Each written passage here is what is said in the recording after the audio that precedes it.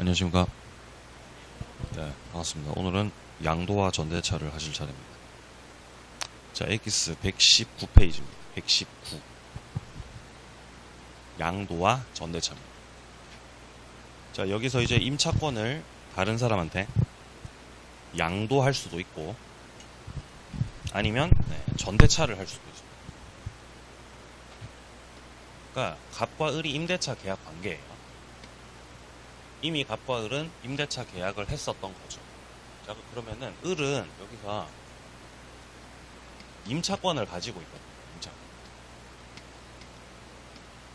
근데 여기서 이제 자신이 가지고 있는 이 임차권을 이거를 다른 사람한테다가, 자, 다른 사람한테다가 넘긴다는 거죠. 자, 병한테다가 임차권을 넘기겠습니다. 이게 이제 임차권의 양도인 겁니다. 그럼 이제 임차권을 무사히 넘겨주면은 병이 임차권 받겠죠? 그럼 병이 임차권을 가지게 돼요. 임차권이 통째로 넘어가게 되는 거죠.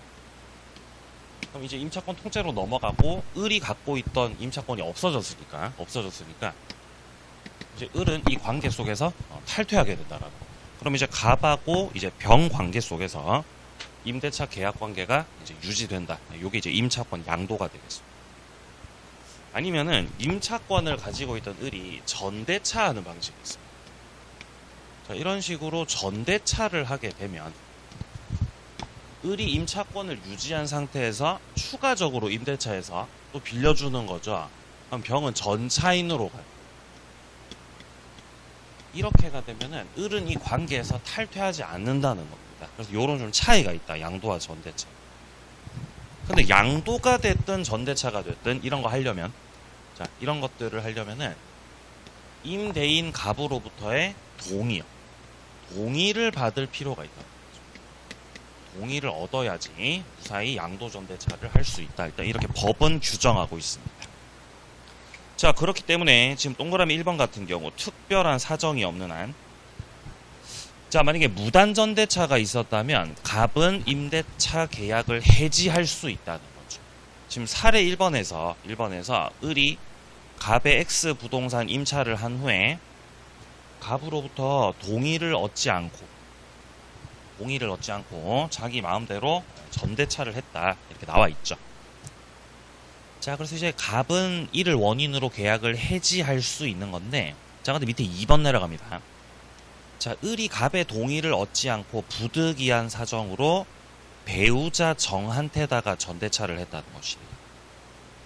알고 봤더니 이 전차인이 무단 전대차긴 한데 내 배우자였던 거죠. 이런 경우는 갑에 대한 배신으로 보지 않습니다. 아니면 3번처럼 을이 부동산의 소부분을 병에게 사용하게 한 경우도 그냥 조그만하게 작은 부분 이렇게 전대차한 거니까 이것도 갑에 대한 배신으로 보지 않는다는 거죠. 그래서 이 경우는 무단 전대차라고 해도 해지를 못한다는 거죠. 그러니까 이거 동의 안 받고, 갑으로부터 동의를 안 받고 양도나 전대차를 했다면은 이건 이제 무단양도 무단전대차죠. 무단양도 무단전대차. 그렇게 무단으로 양도나 전대차를 하면은 임대인은 뭐를 할 수 있다고요? 임대차 계약을 해지해버린다는 거죠. 해지. 그죠? 해지를 해버릴 수가 있는 건데, 무단양도 전대차라고 해도 요 을하고 병 관계가 부부관계입니다. 혹은 목적물 소부분에 대한 것이었다. 이런 형태로 출제가 된다면은 무단양도 전대차라고 해도 해지를 할 수가 없다. 이 말을 하고 있는 겁니다. 자, 밑으로 내려갑니다. 5번 단락. 병은 을에 대한 권리로 갑에게 대항을 못한다라고 되어 있습니다. 자, 이게 무슨 말이냐면은 무단 전대차를 하더라도 일단 자기네들끼리는 유효하다라는 겁니다. 자, 그림 다시 그려보자. 임대인 갑, 임차인 을, 그리고 을이 갑으로부터 동의를 안 받고 전대차를 했다는 거죠. 그럼 무단 전대차한 거죠. 자, 무단 전대차를 했고 얘가 이제 무단 점유하고, 그럼 동의 안 받고 멋대로 무단 전대차 계약을 한 거니까. 무단 전대차니까 이거는 효력이 무효겠지. 라고 생각을 할 수가 있겠죠. 근데 무단 전대차라고 해도 이게 유효라는 거예요. 동의 안 받고 해도 유효라는 거예요. 왜 유효입니까? 자기네들끼리는 유효라는 거예요. 그렇죠? 그래서 병이 전차인으로 쓰고 있죠. 무단이긴 하지만 전차인으로 사용 수익을 하잖아요, 병이. 을은 전대인이죠. 예. 그럼 이제 병은 이제 불만이 있단 말이에요. 전차인으로서의 불만이 있죠. 그럼 이제 을한테 가서 따진단 말이에요. 방이 왜 이렇냐? 나쁜 놈아. 왜 이래? 이렇게 하면 싸질 수 있는 거죠. 그러다가 갑이 나타나게 되면은 병은 이제 숨어야 된다. 갑이 나타나요. 무단 전차인. 그러니까 동의를 안 받았기 때문에 이 무단 전대차의 그 효력을 가지고 이제 대항을 못한다. 대항을. 임대인한테다가 대항을 못하는 것이다. 그러니까 임대인한테 동의를 안 받아가지고 효력이 안 생겨요. 대항을 못해요. 자, 밑에 보시면 자 5번에 자, 병은 을에 대한 권리로 갑에게 대항을 못한다라고 되어 있습니다. 효력은 있지만 자기네들끼리의 효력은 있는 거지만 뭐는 못한다고요? 대항은 못한다는 거죠. 대항. 자, 그런 내용입니다. 자, 그럼 밑에 7번 내려가 보세요. 을과 병의 전대차 계약은 일단 유효라는 겁니다. 무단 전대차라도 자기네들끼리는 어쨌든 유효인 걸로 봐야 된다. 자, 따라서 을은 병한테 대해서 목적물 인도시켜 줘야 되고 담보 책임도 져야 됩니다. 자, 오른쪽 갑니다. 9번. 을과 병의 전대차 계약에도 불구하고 갑과 을의 임대차 관계가 소멸하는 것은 아니다라고 되어 있습니다. 무단 전대차를 했다고 해서 갑과 을의 임대차 계약 관계가 끝나버리는 건 아니라는 거죠. 물론 갑의 입장에서 임대차 계약을 해지해버릴 수도 있겠죠. 근데 딱히 해지를 하지 않은 이상 자동으로 끝난다고요? 그거 아니라고요. 그거 아니라는 겁니다. 자, 그럼 10번에 임대차 계약이 존속하고 있는 동안에 갑이 이 전차인을 상대로, 자, 갑이 전차인 상대로 야, 너 왜 무단 점유하냐? 너 왜 무단 점유를 하고 있어? 라고 하면서 전차인을 상대로 손해배상 청구, 차임 상당의 부당이득 반환 청구. 그러니까 쉽게 말해서 사용료 내놓으라는 거죠. 전차인을 상대로 해서 너 왜 무단 점유해? 하면서 사용료를 청구할 수 있냐. 사용료를 청구할 수가 없습니다. 왜냐면 지금 현재 갑은 을과 임대차 계약 관계를 유지하고 있잖아요. 을과 임대차 관계. 임대차 계약 관계를 유지하고 있기 때문에 을로부터 차임을 갑은 받고 있죠. 근데 여기서 병한테 또 달라고 하는 건 그건 안 맞다는 거죠. 그러니까 지금 여기 9번도 그렇고 10번도 그렇고 11번도 그렇고 12번도 그렇고 다 마찬가지입니다. 지금 10번, 11번 같은 경우는 임대차 계약이 존속하고 있다는 말이에요. 그러니까 을로부터 차임을 받고 있는 상황이다. 그러니까 12번도 마찬가지죠. 갑은 임대차 계약 이거 해지를 하지 않고는 을과의 임대차 계약을 해지하지 않았죠. 그럼 해지 안 했으니까 이제 뭐 병을 상대로 해가지고 뭐 손해배상 청구니 뭐 부당이득 반환 청구니 그런 건 할 수 없다는 거죠. 그럼 그대로 반대해서 갈 수 있잖아요. 을과의 임대차 계약을 해지하면 해지를 했다면은 이제 을한테 차임을 안 받고 있는 상황이죠. 그럼 이제 병 상대로 사용료를 청구할 수도 있는 거죠. 해지를 한 후라면 그렇다는 거죠. 후라면. 자, 그렇습니다. 자, 그다음 밑에 13번하고 14번은 부속물 매수 청구권, 지상물 매수 청구권 나오는데 무단전차인 같은 경우는 이런 식의 권리 행사를 할 수 없습니다. 만약에 적법전차인이면 할 수 있어요. 근데 무단이라서 못해요. 둘 다 못합니다. 특히 13번 같은 경우는 안 그래도 무단인데 지금 둘째 줄 보시면요. 을의 동의를 얻어서 부속한 물건이죠. 그럼 더 행사 못한다는 거죠. 행사하려면은 적법 전차인이라는 걸 전제로 갑의 동의를 얻어서 부속시켰을 때 그때 매수 청구할 수 있다는 거죠. 을 동의는 안 됩니다. 일단. 자, 그렇습니다. 그리고 14번에서 지상물 매수 청구가 안 되는 거는 무단 전차인이라서 안 되는 거다. 다음 페이지. 자, 다음 페이지 2번 사례 같은 경우는 을이 갑소유 건물 전체를 임차하고 있었고, 자, 그러던 중 갑의 동의를 얻어서 이거를 또 병한테다가 전대차했다는 거죠.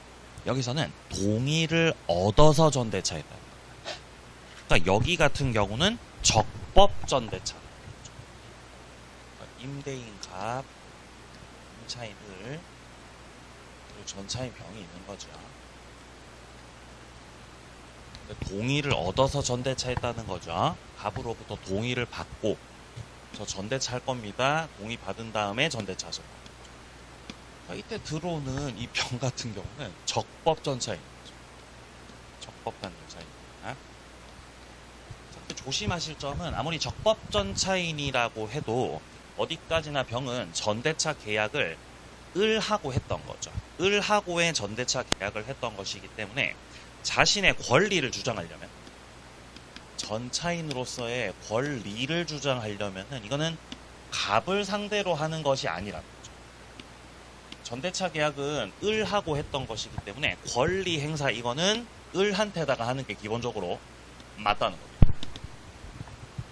근데 이게 골치 아픈 게 권리는 갑한테 주장 못하지만 전차인으로서의 의무이죠, 의무. 전차인으로서의 의무는 갑에 대해서 부담을 한다는 거예요. 그러니까 병의 지위가 불안정한 거죠. 의무는 부담한다. 그죠? 권리는 없는데 의무는 부담한다는 거죠. 여기서 말하는 의무는 차임에 대한 의무를 말하는 겁니다.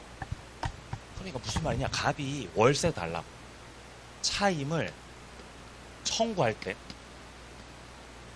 일반적으로는 임차인 을한테다가 차임 청구하겠죠. 근데 을이 연락이 안 돼. 자, 을이 연락이 안 되면은 누구한테 청구할 수도 있다? 병한테 청구할 수도 있다. 그죠? 을이 연락 안 되니까 너라도 월세 내놔. 그죠? 병한테 연락 안 돼. 그럼 병은 갑한테 차임 지급할 의무가 있다는 거예요, 없다는 거예요? 있다는 거예요. 지금 그 말을 하고 있는 거예요. 아주 골치 아파요, 지금. 자, 밑에 좀 보시면은, 자, 이거 안 나오지? 자, 일단 먼저. 자, 첫 번째부터 보겠습니다.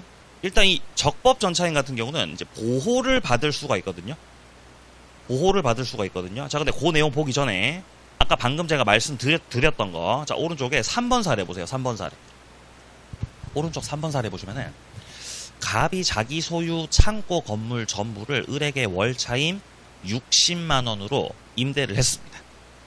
그리고 을은 갑 동의를 얻어서 이거를 다시 또 병한테다가 전대차를 했다라는 거죠.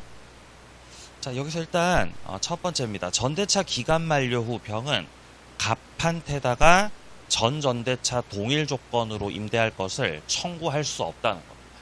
그러니까 무슨 말이냐? 갑을 상대로 어떤 권리 주장을 못한다라는 내용입니다. 이런 것들은 을 상대로 주장하는 게 맞다는 겁니다. 자, 그럼 밑에 동그라미 2번 단락 보세요. 갑이 을한테다가 월차임 60만원의 지급을 청구할 수도 있다는 거죠. 근데 3번에 보시면은 병은 직접 갑에 대해서 월차임 60에 지급할 의무를 또 부담하고 있다는 겁니다. 권리 주장은 못하면서 의무는 부담하기 때문에 갑은 월세 달라고 을한테도 그리고 병한테도 청구할 수 있다. 그런 내용. 그럼 여기서 갑이 연락이 왔어요. 야, 을이 연락 안 되니까 네가 월세 내놔. 연락이.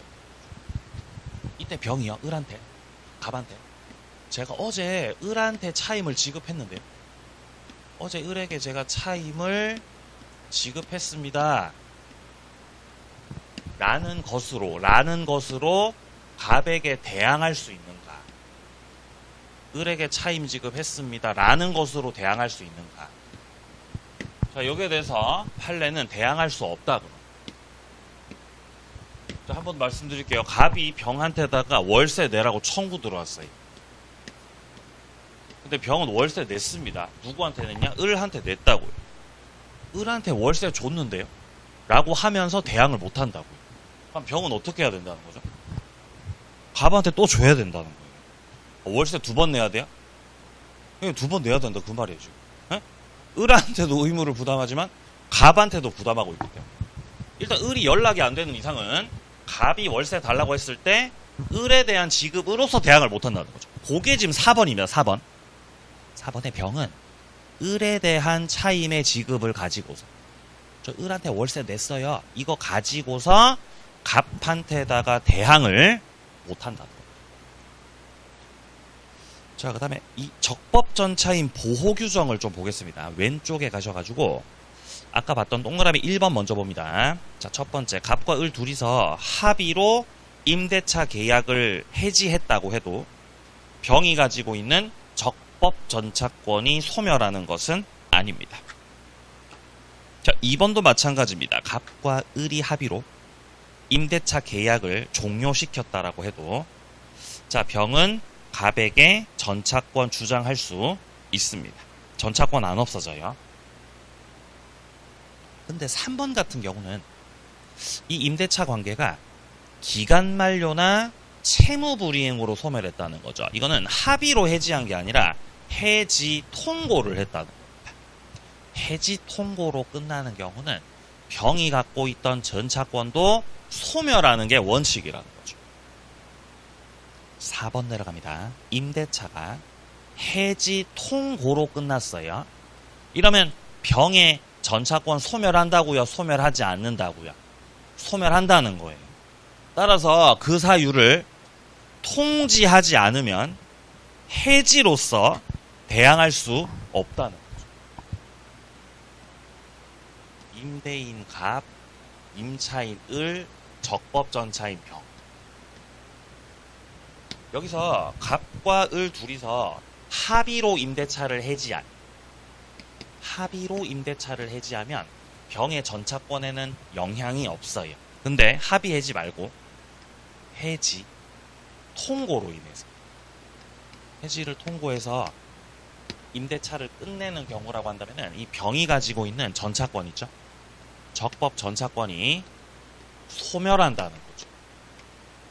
그러니까 이 전차권이 영향을 받는 상황이다 보니까 병이 아무것도 못하고 당할 수만은 없는 거죠. 그래서 해지 통고의 경우는 그 내용을 병한테다가 통지를 해주라 이 말이에요. 그러니까 통지할 의무가 있다. 요 정도 맥락으로 봐주시면 되겠습니다. 그래서 문장 다시 보시면은 지금 4번 같은 경우 해지 통고로 종료가 되고 있죠. 그러면 병한테다가 그 사유를 통지해주지 않으면 해지를 가지고서 대항 못한다는 거죠. 그러니까 해지됐으니까 너 나가 주장하려면은 진작에 뭐 했어야 된다? 통지해줬어야 된다. 그 말이에요. 근데 이런 경우가 또 있어요. 해지 통고했던 게 2기를 연체해서 차임 2기를 연체하고 채무를 불이행해가지고 그것을 원인으로 해지 통고를 했던 거예요. 이런 경우는 병한테 통지해줄 의무조차도 없어요. 연체를 해서 너네들 쫓겨나는 거라 가지고. 이거 지금 5번입니다. 5번. 차임 연체가 2기에 달함에 따라 갑이 해지했던 경우는 병에 대해서 그 사유 통지 없이도 해지로서 대항할 수 있다는 거죠. 그러니까 여기선 통지를 해줘야 돼요? 통지를 안 해도 돼요? 통지를 안 해도 된다는 겁니다. 그죠? 정말 최고군요. 예. 자, 민법사 임대차 여기까지입니다. 자, 그 다음에 한 장 넘기셔가지고요. 121페이지 64번에 보시면 오른쪽에 주택임대차 보호법 보이시죠? 자, 여기 이제 특별법으로 들어가겠습니다. 주택임대차 보호법.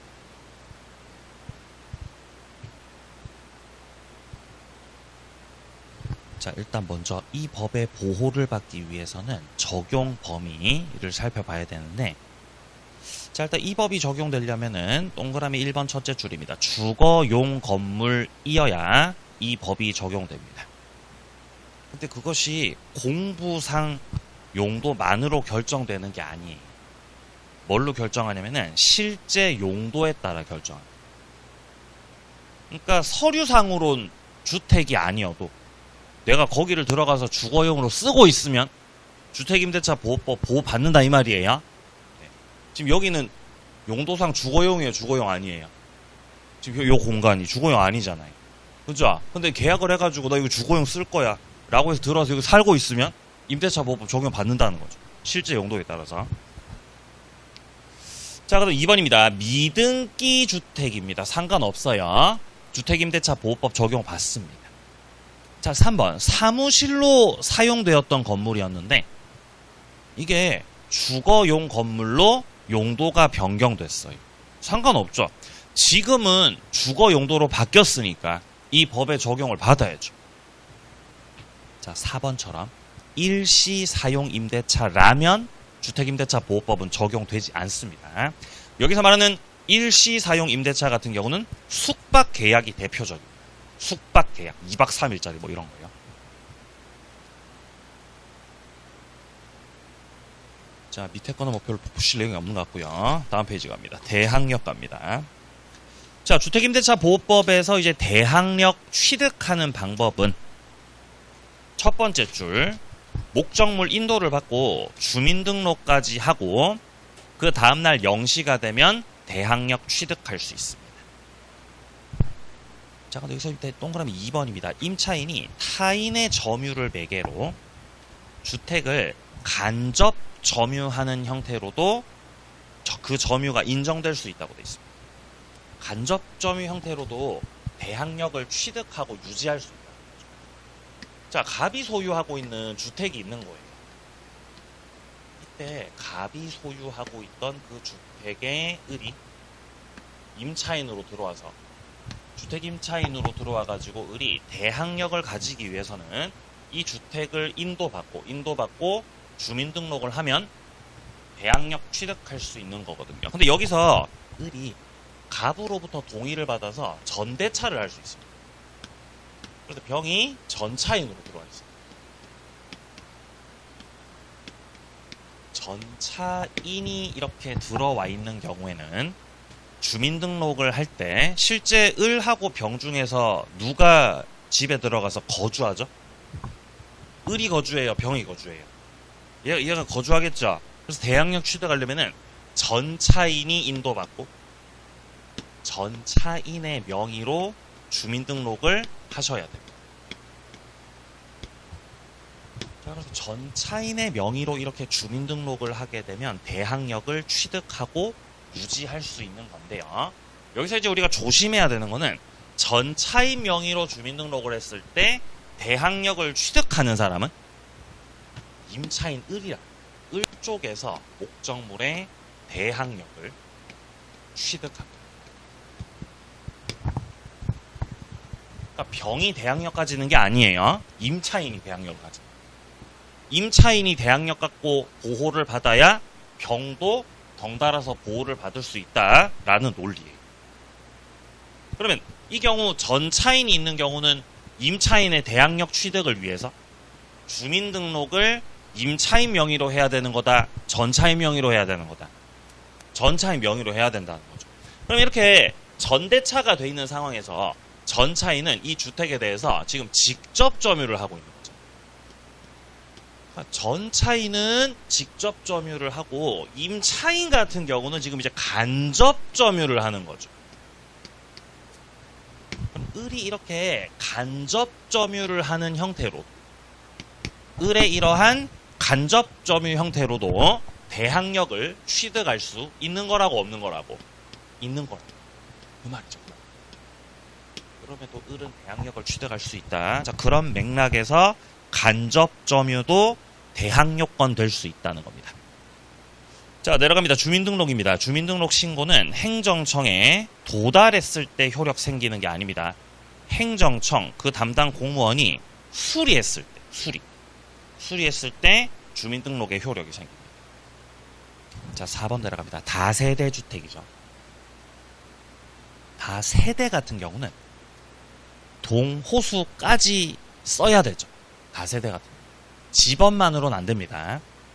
자, 그러니까 지금 4번 같은 경우는 동호수 표시 없이 집원만 기재했던 경우라면은 대항력 취득할 수 없다는 것이고요. 5번 같은 경우는 다 가구용 단독주택이죠. 여기 같은 경우는 이제 동호수까지 필요가 없어요. 집원까지만 잘 기재하시면 되겠습니다. 6번입니다. 다가구용 단독주택에서 임차인이 대항력 취득했던 겁니다. 이때 임차인은 호수까지는 쓰지 않았던 거예요. 다세대였다고요? 다가구였다고요? 다가구였던 거예요. 처음에 임차인이 그 집에 들어갈 때, 그 건물에 들어갈 때 그 건물이 다가구였던 거예요. 다가구다 보니까 자, 주민등록을 할 때 집원은 썼어요. 집원은 썼죠. 당연히 썼죠. 근데 호수는 쓰지 않았다는 거예요. 그럼에도 불구하고 대항력 취득해요, 못해요? 다가구니까 취득하는 거죠. 집원만 잘 썼으면 문제없이 대항력을 취득을 한 거죠. 이렇게 됐던 거예요. 근데 나중에 그 건물이 다가구였던 그 건물이 바뀌었다고요. 다 세대로 바뀌어버린 거예요. 다 세대로 바뀌었으니까 이제는 주민등록상에 호수까지 들어가야 되는 상황이 돼버린 거잖아요. 따라서 대항력을 그 이유만으로 상실당하는 건 아니다. 상실당하는 건 아니라고 했던 사건입니다. 그것만으로 상실되면은 너무 억울하잖아, 임차인이요.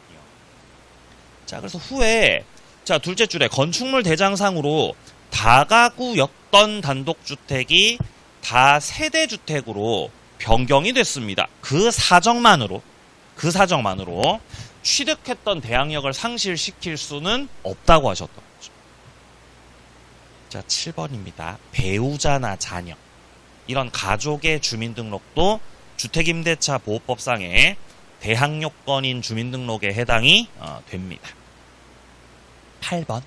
가족과 함께 점유를 계속하면서 쓰다가 가족들의 주민등록은 두고 임차인만 주민등록을 일시적으로 딴 데로 옮겼다는 거죠. 가족도 포함되기 때문에 이 경우 대항력 상실하지 않습니다. 자, 오른쪽 갑니다. 9번. 주택임차인이 대항력 갖춘 후 임대인이 소유권 양도했습니다. 그럼 당연히 보증금 반환 의무자는 양수인이겠죠. 왜냐면 지위가 승계되기 때문이잖아요. 이게 임대차 대항력의 내용이었던 거죠.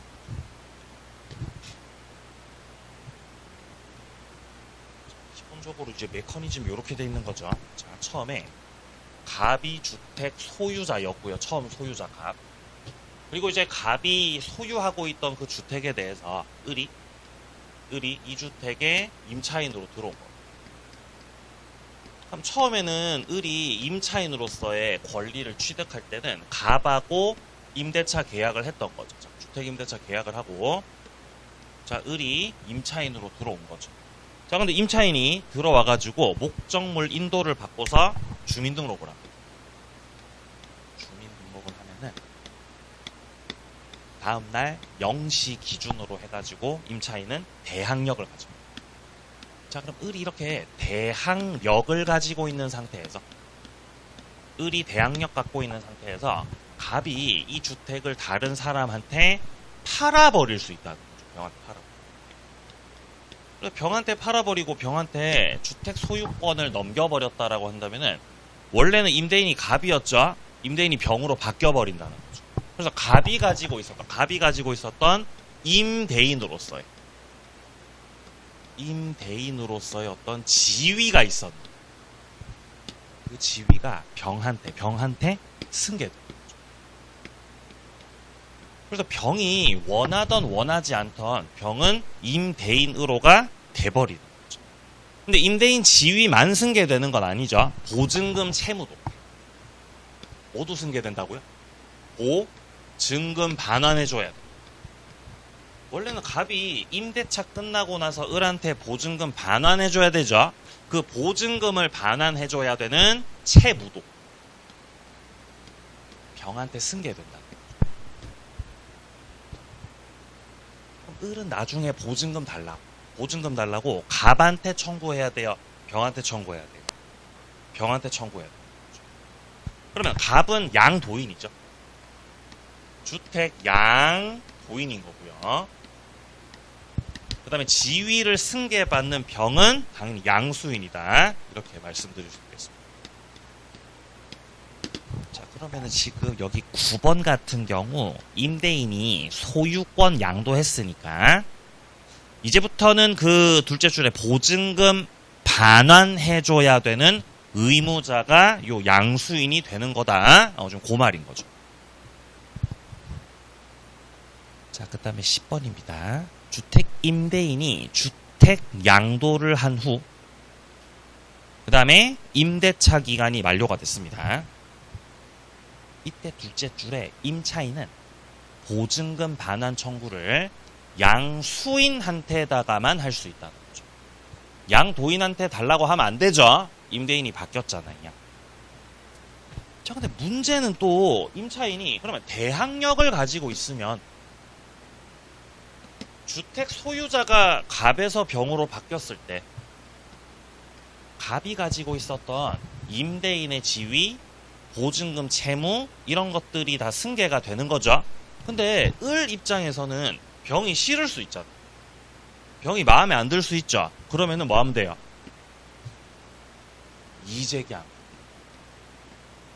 이의제기를 통해서 승계가 되는 임대차 관계로부터 벗어날 수 있거든요. 이렇게 되면은 임대인 지위가 승계되지 않아요. 기존의 임대인이 집을 이렇게 판다 그러는. 그래서 구경하러 가보니까 얘가 문신이었다 그랬잖아요. 문신. 얘가 문신이라서 싫다고 나는. 그러니까 임대인 지위가 승계되면 남은 기간 동안 문신하고 엮여야 되잖아요. 그럼 싫을 수 있죠. 그러니까 나는 임대인 지위 승계가 싫어요. 나는 내 입장에서는 계속 갑이 임대인이어야 된다는 거죠. 얘가 임대인 되는 거 싫어요. 그럼 이제 이해하면 된다는 거죠. 이해하면. 그럼 지위 승계 안 될 수 있습니다. 자, 거기 지금 11번이죠. 대항력 있는 주택임대차 기간 만료로 종료된 상태에서 주택이 양도가 됐습니다. 이때 임차인은 이 사실을 안 때로부터 상당 기간 내로 이의를 제기함으로써 승계되는 임대차 계약 관계 구속으로부터 벗어날 수 있겠다라는 내용입니다. 자, 그러면 12번과 같이 자, 대항력 갖춘 주택양수인이 임대인 지위 승계 받는 것에 대해서 둘째 줄 끝에 임차인이 지금 이의를 제기하셨죠.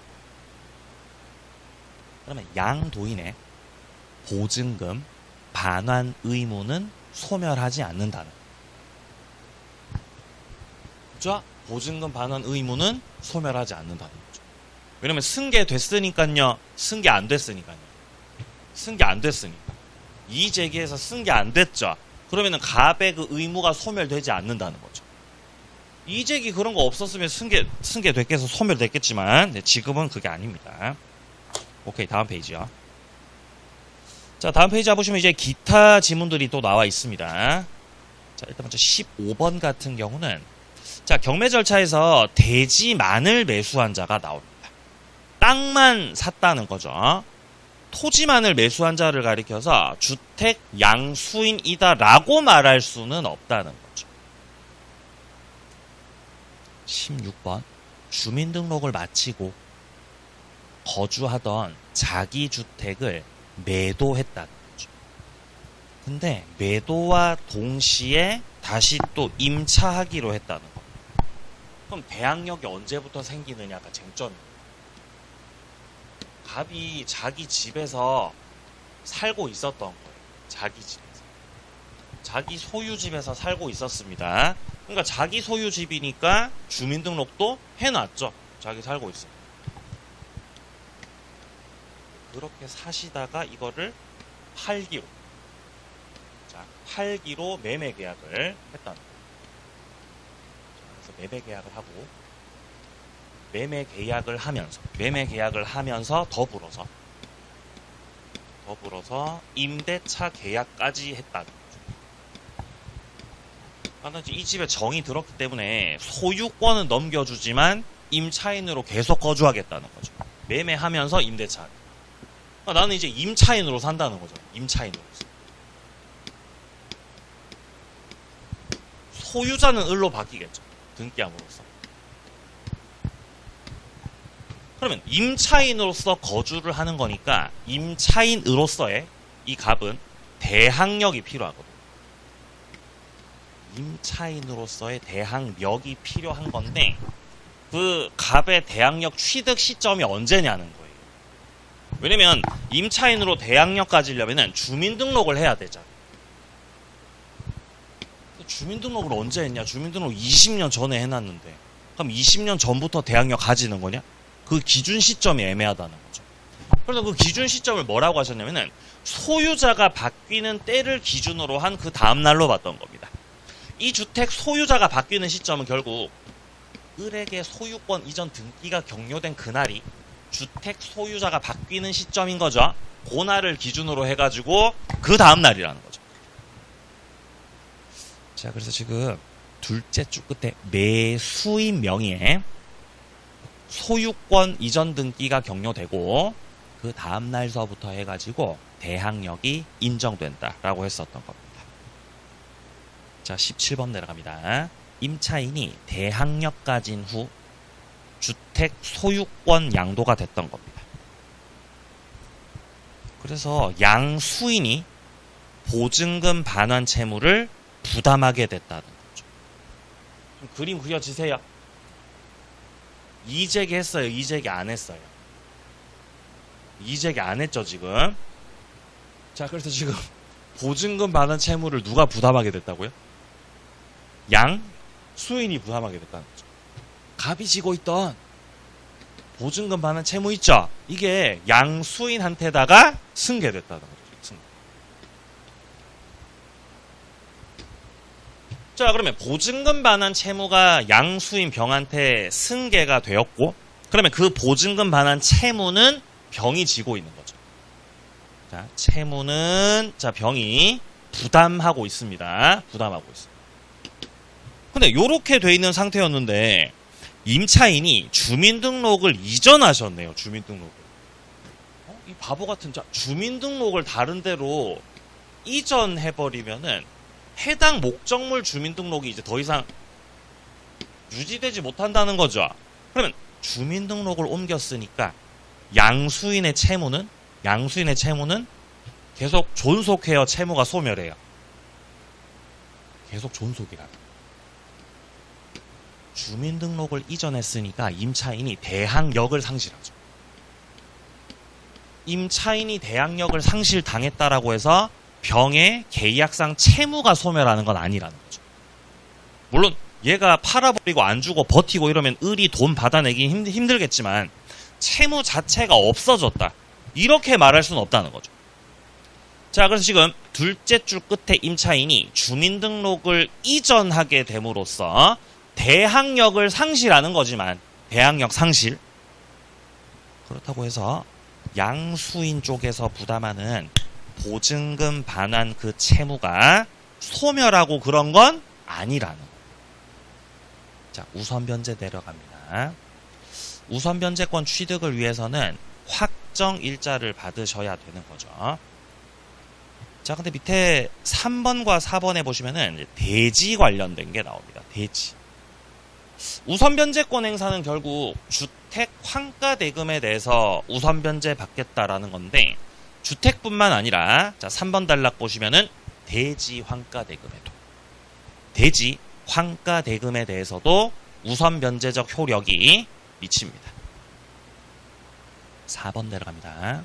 우선 변제권이 있는 임차인은 주택과 별도로 대지만 경매되더라도, 그러니까 주택은 가만히 있는데 땅만 가서 팔렸다라는 거죠. 그럼에도 불구하고 대지 환가 대금에 대해서 우선 변제권 행사를 할 수 있다고 되어 있는 거죠. 자, 그 다음에 오른쪽 5번입니다. 대항요건 확정일자 갖췄고요. 임대차 성립 당시 임대인의 소유였던 대지가 딴 사람한테 팔렸네요. 그래서 주택 대지 소유자가 달라졌네요. 그럼에도 불구하고 대지 환가 대금에 대해서 우선 변제권 행사할 수 있다는 거죠. 그냥 대지라고 나오면 대지가 나왔네. 대지가 나오면은 임차인의 우선 변제적 효력, 우선 변제적 그 효력이 대지에 지금 효력이 미친다는 거예요, 안 미친다는 거예요? 효력이 미쳐요, 안 미쳐요? 미친다. 대지가 나오면 효력이 미친다고 하시면 왜 미치는지는 뭐 알 필요 없죠. 그냥 미친다. 그냥 돼지가 나왔어요? 그럼 효력 미친다 이렇게 하시면 돼요. 왜냐면 안 미치는 경우가 있어서 없어서 나중에 나오긴 합니다. 나중에 있긴 합니다. 근데 그건 이제 하나밖에 없어. 하나 빼고는 다 미친다. 자, 오른쪽 갑니다. 경매 부분 뭐죠? 경매 부분. 자, 오른쪽 4번에 보시면 이제 경매가 나오는데 지금 동그라미 1번과 2번 같은 경우 잘 보시면은 저당권 설정된 주택을 임차했다라고 나오고요.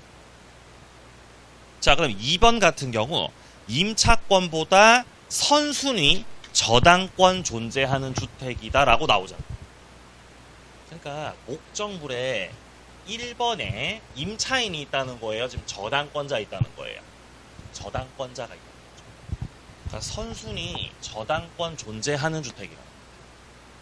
갑이 처음에 주택 가지고 있었는데 갑이 소유한 이 주택에는 1번 저당권자가 먼저 있다는 거죠. 1번 저당권자 을 먼저 있고요. 이렇게 저당권 선순위에 저당권 설정되어 있는 상태에서 2번 임차인이 들어왔다. 이 경우에 이 2번으로 두 번째로 들어온 임차인이 목적물 인도받고 주민등록을 하더라도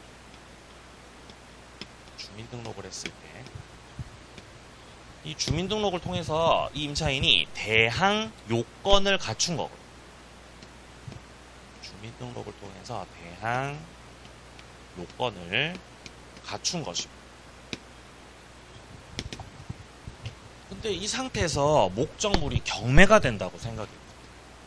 갑소유주택이 경매로 들어가게 되었습니다. 그럼 경매가 되니까 이 저당권은 반드시 소멸하거든요. 1번 저당이 경매로 소멸하게 되면 2번 임차권도 당연히 소멸합니다. 그러니까 이건 한마디로 대항력이 없는 거죠. 경매가 됐으니까 누가 낙찰을 받겠죠. 누가 낙찰을 받으시겠군요. 예, 경락을 받았습니다. 자, 정의 이 집을 경락을 받았습니다. 이때 경락인이 임차인한테 나가. 그러면 임차인은 나가야 된다는 거예요. 선택지가 없다는 거죠. 그러니까 대항력이 없는 것이. 나름대로 주민등록을 해놔서 그 요건을 갖춰놓긴 했지만 실제 그 효력은 누리지 못하고 있는 상태라는 거예요. 만약에 이게 순서가 뒤바뀌어 있다면 결과가 달라지죠. 만약에 갑이 소유한 주택에 임차인이 1번으로 있었다면 얘가 제일 처음으로 들어와서 주민등록을 해놨다면 대항요건 갖추고 대항력도 있겠죠. 그리고 얘가 대항력을 갖췄다면은 경매로 낙찰됐을 때 이 경락인은 임대인의 지위를 승계받겠죠. 그럼 병은 정한테다가 임차권 주장할 수 있는 거예요. 근데 지금은 2번이잖아요. 2번이라서 너는 끝이에요. 소멸. 따라서 대항력은 없고 따라서 갑이 갖고 있었던 그 임대인의 지위가 경락인한테다가 승계되지 않아요. 승계되지 않죠. 대항력이 없으니까 승계 안 됩니다. 자, 그러니까 지금 요 동그라미 1번 단락 같은 경우는 저당권 설정이 된 그 주택을 임차했고, 대항 요건을 아무리 갖춰놨더라도 1번에 이미 저당권자가 있기 때문에, 자, 이어서 후순위 저당권 실행됐네요. 그러니까 밑에 저당권자 뭐 또 있었나 보죠. 근데 뭐 누가 경매 신청하든 상관없으니. 자, 실행 경매가 됐을 때 매수인 된 자에게, 여기서 매수인 된 자가 경락인이죠. 경락인한테다가 대항할 수 없다. 자, 2번 내려갑니다. 임차권보다 선순위 저당권 존재하는 주택이죠. 그러니까 저당권자가 1번에 있고 이후에 임차인 들어온 거죠. 이때 그 경매의 매수인, 경락인 같은 경우는 임대인의 지위를 승계받지 않는 겁니다. 왜냐하면 대항력이 없는 상황이니까요. 같은 의미죠. 1번과 2번이. 자, 그리고 동그라미 3번 같은 경우는 임차인이 보증금 반환 청구 확정 판결 받아가지고 경매를 신청할 수 있거든요. 이때 그 집행개시, 여기서 말하는 집행개시는 경매를 말하는 거죠. 경매를 위해서, 경매 개시를 위해서 반대 의무의 이행 제공을 해야 하는 것이 아니다라고 되어 있습니다. 여기서 말하는 반대 의무는 목적물 반환을 말하는 거죠. 집 비워주는 걸 말하는 거죠. 그러니까 집을 비워주는 것이 이 경매의 요건이 아니라는 거죠. 그러니까 집을 안 비워도 경매 신청할 수 있다는 거죠. 집 안 비우고 경매 신청. 근데 문제는 4번이에요. 주택이 경매나 공매가 돼서 임차인이 환가 대금으로부터 보증금을 수령하기 위해서, 보증금을 법원에 가서 수령합니다. 수령. 그거 하려면은 주택을 양수인한테다가, 그러니까 즉 경락받은 사람한테다가 인도시켜 주라는 겁니다. 5번도 마찬가지죠. 5번은 표현이 좀 다릅니다. 자, 첫째 줄 끝에 가보시면은 보증금을 우선 변제받기 위해서, 보증금 수령받기 위해서라는 말과 같죠, 그죠? 요거 하려면은 주택을 양수인한테다가 인도할 필요가 있다는 거죠. 그러니까 위에 3번 같은 경우는 임차인이 경매를 신청할 때는 집 비워야 돼요? 집 안 비워도 돼요? 안 비워도 되죠. 경매 신청할 때 안 비워도 되죠. 근데 이제 경매 다 끝나고 낙찰대금 법원 가서 그거 돈 받아 수령할 때는 집을 비워야 된다는 거죠. 네, 그런 시점상 차이가 있습니다. 자, 6번에 임차인이 주택을 양수했다라고 되어 있습니다. 그러니까 임차인이 목적물을 샀다는 거죠. 주택을 자기가 샀어요. 그럼 어떻게 되냐? 혼동이 되는 거죠. 내가 임차인으로 살던 그 집에 내가 이제 소유자가 됐으니까 임차권 없어지겠죠. 이렇게 된다면은 임차인의 보증금 반환 채권 자체가 없어지게 되겠습니다. 7번도 마찬가지죠. 임차인이 경매 절차에서 해당 주택의 소유권 취득을 하셨군요. 그러니까 자기가 직접 경매 절차 참여를 해가지고 낙찰을 받으셨다는 거죠. 그럼 역시 혼동돼가지고 임차권 없어지는 거죠. 그럼 역시 이제 임대인한테다가 더 이상 보증금의 반환을 청구할 수 없게 되는 겁니다. 자, 밑에 최우선 변제권부터는 좀 쉬었다가 계속 보도록 하겠습니다.